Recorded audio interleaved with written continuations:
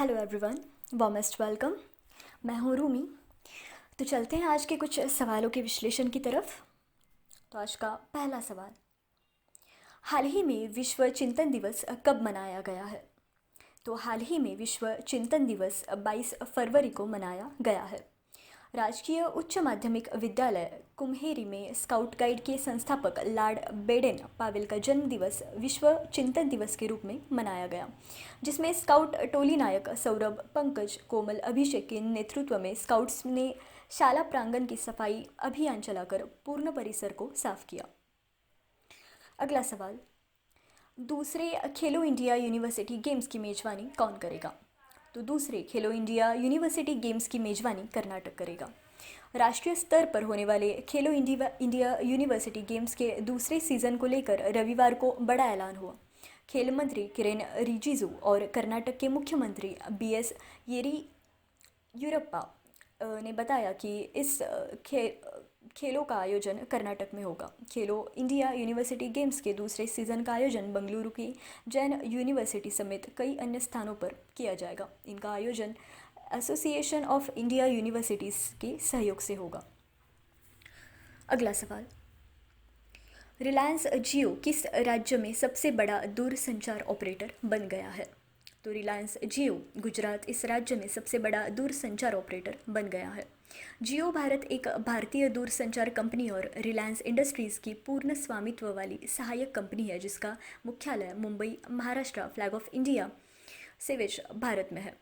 जियो भारत में mobile telephone, broadband सेवाएं तथा डिजिटल सेवाओं से प्रदान करने वाली सबसे बड़ी कंपनी है। यह सभी 22 दूरसंचार क्षेत्रों में एलटीई नेटवर्क संचालित करती है। अगला सवाल, कोविड-19 को रोकने के लिए उत्तर प्रदेश के किस जिले को स्कॉच गोल्ड अवार्ड से सम्मानित किया गया है? तो कोविड-19 को रोकने के लिए उत्तर प्रदेश के अयोध्या इस जिले को स्कॉच गोल्ड अवार्ड से सम्मानित किया गया है। कोरोना काल के दौरान रामनगरी अयोध्या कोविड प्रबंधन के मामले में अव्वल रही है। कोविड-19 के दौरान बेहतरीन इंतजाम और उत्कृष्ट प्रबंधन के लिए अयोध्या प्रशासन को स्कॉच गोल्ड अवार्ड से नवाजा गया। अयोध्या प्रशासन को इस अवार्ड के लिए कई जिलों से बेहतरीन चुना गया। अगला सवाल, किस प्रदेश के मुख्यमंत्री ने इस्तीफा दे दिया है? तो पुडुचेरी इस प्रदेश के मुख्यमंत्री ने इस्तीफा दे दिया है। पुडुचेरी में सोमवार को राजनीतिक उथल पुथल के बीच कांग्रेस सरकार के हाथ से सत्ता का अधिकार खत्म हो गया।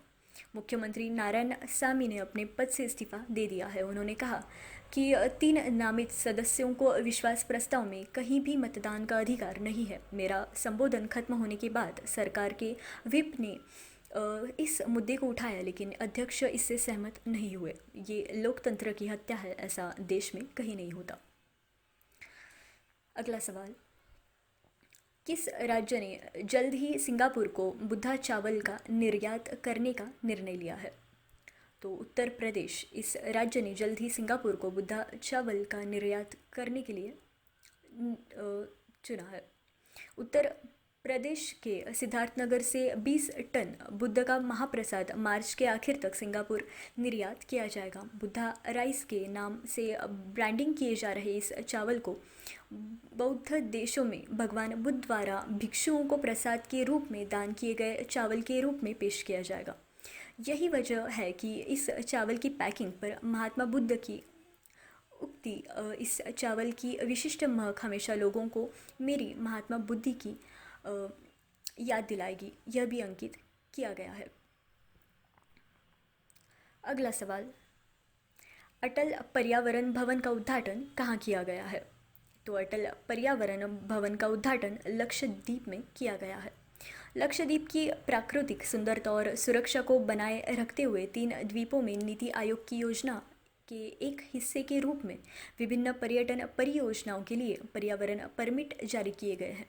पर्यटन परियोजनाओं से अधिक विकसित सुनिश्चित करने और द्वीप के अधिक रोजगार के अवसर पैदा होने की उम्मीद है। केंद्रीय मंत्री ने आश्वासन दिया कि लोगों द्वारा वंचित प्रकृति की सुरक्षा सुनिश्चित करके देश के व्यापक विकास को महसूस किया जाएगा।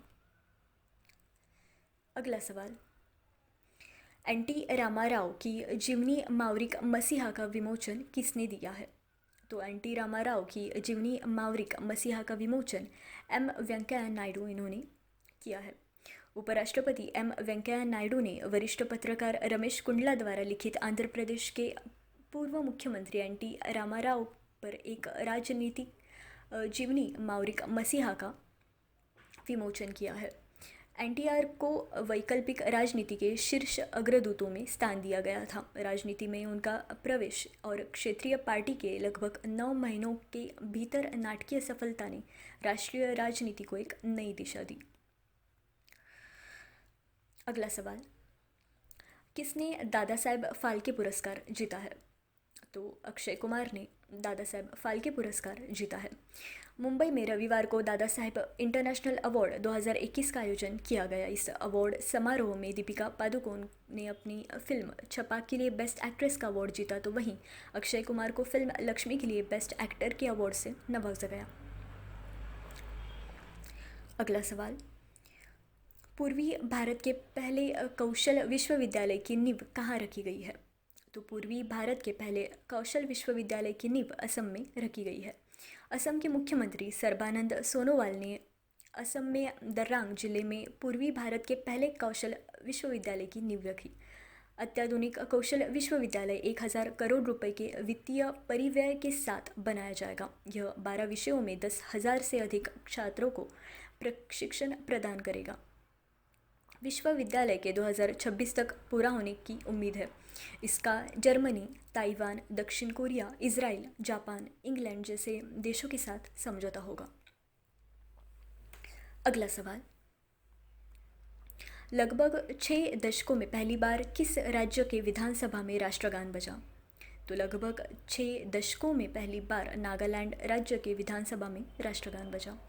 विधानसभा में राष्ट्रगान का गाया जाना अनिवार्य नहीं है, बल्कि यह एक परंपरा है। 12 फरवरी को नागालैंड विधानसभा का बजट सत्र शुरू हुआ और राष्ट्रपति के अभिभाषण से पहले 58 ईयर्स में पहली बार राष्ट्रगान गाया गया। अगला सवाल, ऑस्ट्रेलियाई ओपन में पुरुष एकल का खिताब किसने जीता? तो ऑस्ट्रेलियाई ओपन में पुरुष एकल का खिताब नोवाक जोकोविच इन्होंने जीता। विश्व के नंबर 1 खिलाड़ी सर्बिया के नोवाक जोकोविच ने फाइनल मुकाबले में चौथी सीड रूस के डैनिल मेदवेदेव को हराकर रविवार को वर्ष के पहले ग्रैंड स्लैम ऑस्ट्रेलियन ओपन पुरुष एकल वर्ग का खिताब लगातार तीसरी बार जीत लिया।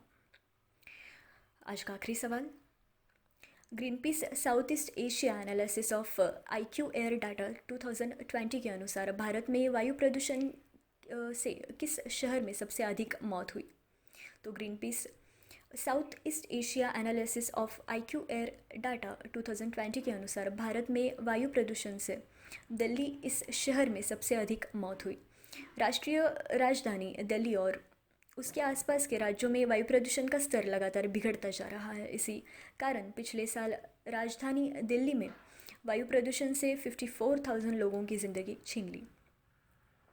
दिल्ली के वायु प्रदूषण में PM 2.5 महीन कणों की अधिकता है। ऐसे में यहाँ का प्रदूषण विश्व स्वास्थ्य संगठन WHO द्वारा निर्धारित सीमा से 6 गुना ज़्यादा है। Greenpeace south east Asia analysis of IQ air data के अध्ययन में यह खुलासा हुआ है। तो आज के सेशन को समाप्त करते हुए मैं रूमी आप सबकी रजा लेती हूँ। Stay motivated, stay connected, see you in the next session. All the best, thank you.